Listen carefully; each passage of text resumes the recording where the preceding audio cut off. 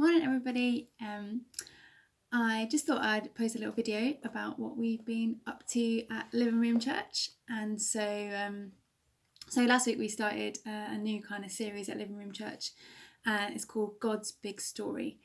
And it's kind of come from this place that over the past few weeks, particularly following the murder of George Floyd, I've been reminded of something I read many years ago by one of my favourite authors, who's this guy called Father Gregory Boyle. So he's a priest in America, and he runs the largest gang rehabilitation program in the US and possibly the world. And he is this remarkable guy. I don't know how old he is, he's quite old now. But and the most remarkable thing about him is this kind of unswerving belief, really, that every single human life is valuable, and that there is no one who is beyond God's love and his redemption. There is nobody who should be written off by society, but each and every person has this kind of intrinsic worth and value. And one of the things that he writes in his book that's just been going over and over in my head these past few weeks is this quote, and it just says, the wrong idea has taken root in the world. And that idea is this, that there just might be some lives that matter less than other lives.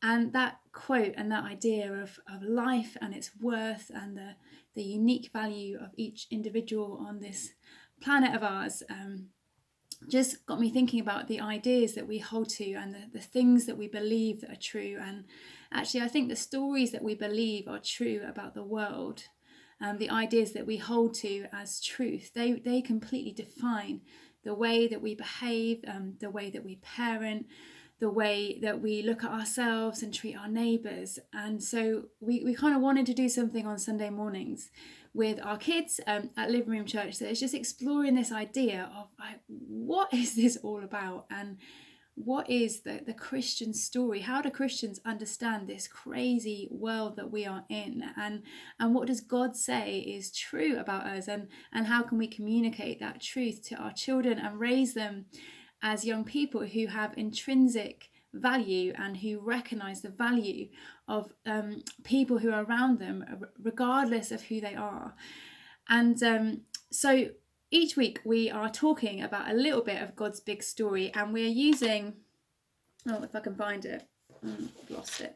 Here we go. We're using kind of a bracelet to do it, which is a bit funny, but it's just to kind of help us remember how God's story all fits together. So each week we're taking one of the different coloured beads, and hopefully, if my beads ever arrive in the post, I'll be able to deliver some beads to every house so everyone can make their own bracelet.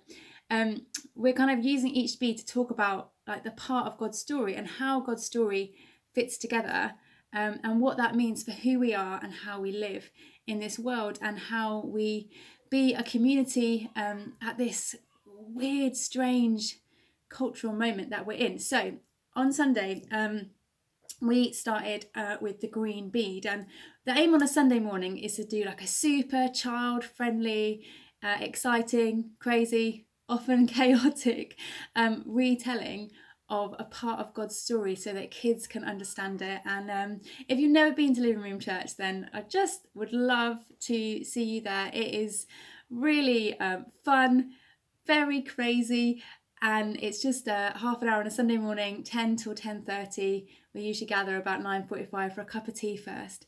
But it's a really fun space just to start exploring some of these ideas with our kids, and to think about how stuff fits together. But what I thought would be cool to do is each week, as well as the kind of Living Room Church, we're going to try and produce a little video, a little podcast type thing. I don't really know what a podcast is, but this is my idea of what one is.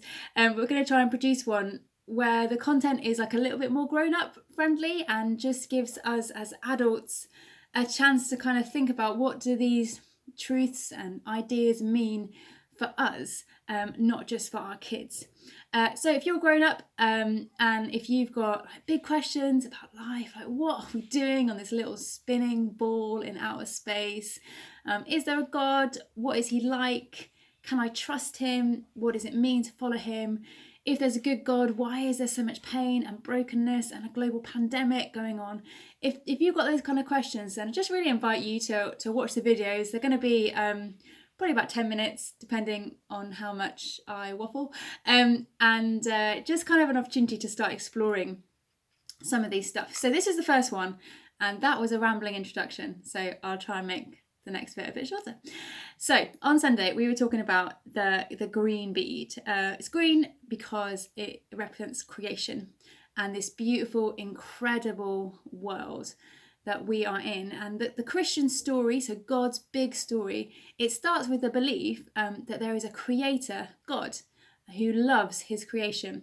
And I don't know what you think about yourself or what you've been told about who you are and what you're worth, but the beginning of the Christian narrative just starts with this amazing, incredible, slightly bonkers truth that we were made for relationship with God. And that we were fearfully and wonderfully made, knitted together in our mother's womb by this God who loves us fiercely and unconditionally.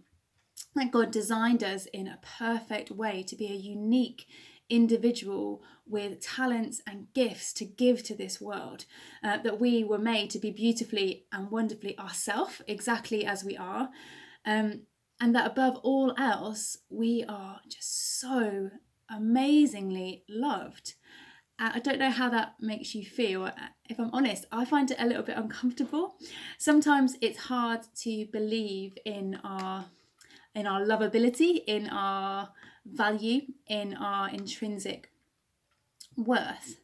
And the world, I think, tends to knock the truth that we are loved and valuable out of us as we go through life. Perhaps as a child, it's something that we find easier to believe, that we're good at stuff and that we are loved.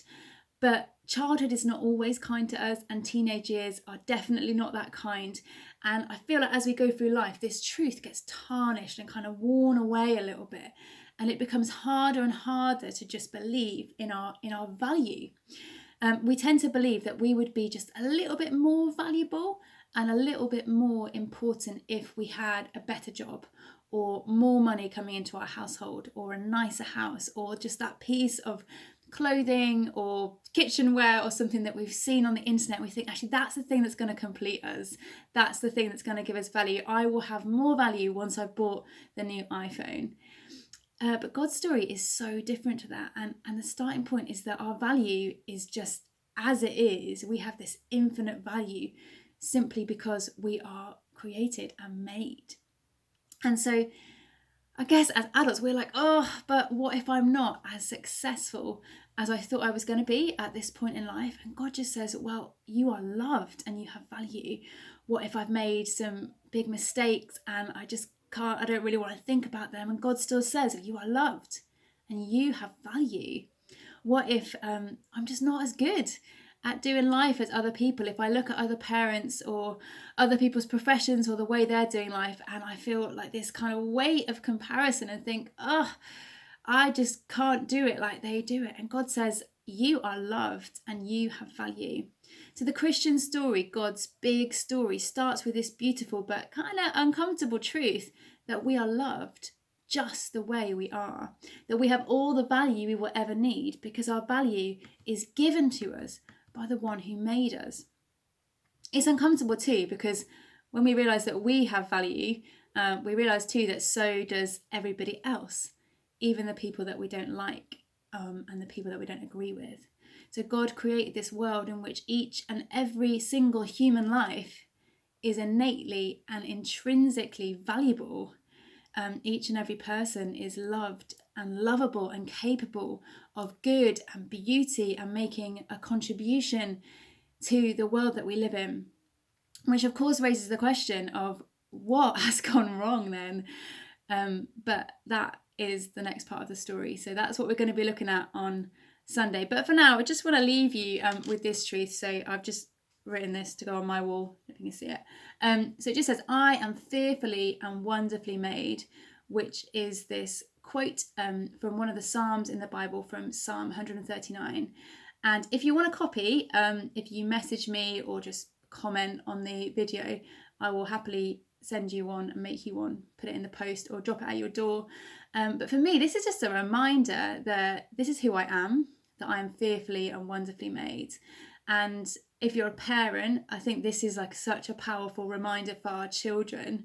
And it's definitely what I pray for my two girls, that they would know that their value and their worth is not defined by the way they look, by what they become, by what they do, but they are just made fearfully and wonderfully, and they are loved just as they are. And I know that to be true of my children right now, but I know that the world is going to try and knock that out of them. So if you would like one of these to put on your wall, or to maybe put on the bedroom door of your kids, just as a reminder for them, a reminder for you, that this is who we are, that this is a starting point of the Christian story, is the belief in a God who loves us. And that love is just so vast and so beautiful that it's really hard to get your head around, but it means that we have this value that is not defined by what we do, by how good we are, by whether or not we've made mistakes, but we have an intrinsic worth and value because we are loved and made by God. Okay, so stay tuned for another video, hopefully at some point next week, looking at the next bit of God's story. And if you can, come along on Sunday morning to Living Room Church.